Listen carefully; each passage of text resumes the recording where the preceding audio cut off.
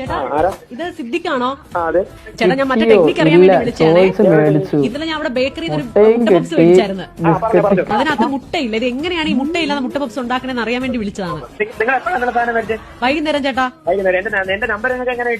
എനിക്ക് കിട്ടും. കംപ്ലൈന്റ് കൊടുക്കുന്നതിന് മുമ്പ് എടുത്തു തന്ന സ്റ്റാഫിനെയും കൂടെ ഒന്ന് വിളിച്ച് അറിയിക്കണമല്ലോ. കാട മുട്ടയെങ്കിലും വയ്ക്കി ഇതിനകത്ത്.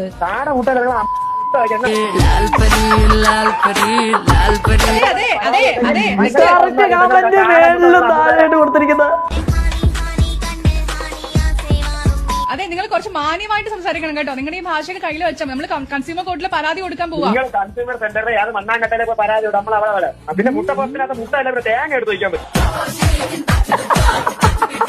ഞാനൊക്കെ വലിയ പ്രതീക്ഷയാണ് മുട്ട പപ്സ് മേടിക്കുന്നത്. ഇതിനകത്ത് മുട്ട കഴിക്കാൻ വേണ്ടിയിട്ടാണ് ഞാൻ വാങ്ങിക്കുന്നത് കേട്ടോ.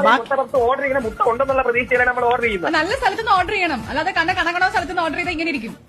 ഇത് നിങ്ങൾ അച്ഛന്റെ കമ്പനിയാണെന്നാണ് എനിക്ക് തോന്നുന്നത്.